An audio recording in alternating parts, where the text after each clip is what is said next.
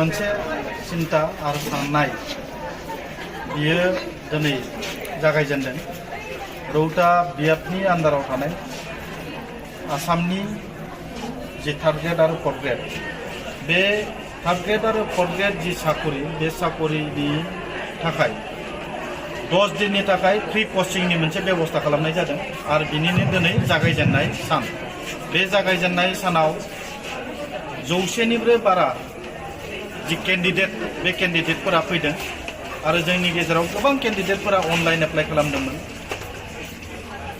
आरो जों बिथांमोननो जायगा होनो हायाखै। गोबां केन्डिडेटफोरा दिनै बिथांमोना आरो लुबैबावदों जे कचिंखौ आरो मोजाङै गोलाव टाइमनि थाखाय होबावनांगौ। आं बिथांमोननि जि रिक्वेस्ट बेखौ लासैनो जोङो फुलफिल खालामनो नाजागोन।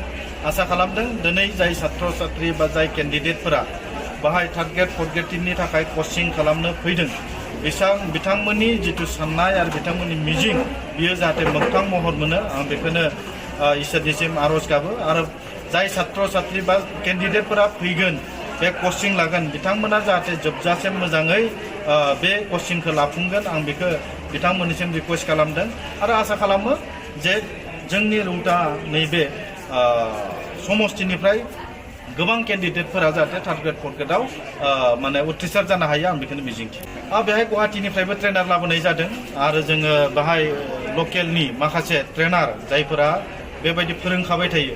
जोङो इक'नमिक्सनि, मेथ्सनि, इंलिसनि जों बेखौ बाहाय ट्रेनार जों थिसननाय जादों आरो बिनि बादैबो जों गुवाहाटीनि SPM आरो IS एकाडेमि बेबायदि माबानिफ्राय कचिं सेन्टारनिफ्रायबो बिथांमोनखौ लाना फैनाय जागोन। गतिके ट्रेनारा जोंहा खमि जानाय नङा, मोजां मोजां ट्रेनारखौ जों लाबोनाय जादों।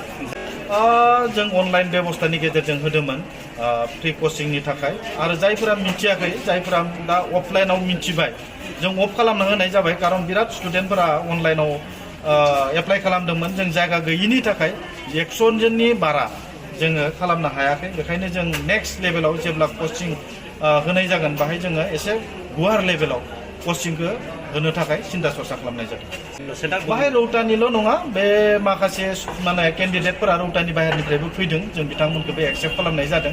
खिन्थु जोंनि टारगेटआ रौता ओनसोलखौ लानानै खालामनाय जादोंमोन। आं एज ए रौतानि MCLA रौता समस्तिनि बेखौ लानानै फार्स्ट सिन्था सरसा खालामनाय जादोंमोन। खिन्थु खाथि खालानि माखासे केन्डिडेटफोराबो फैदों, बिथांमोनखौबो जोङो जायगा होनाय जादों।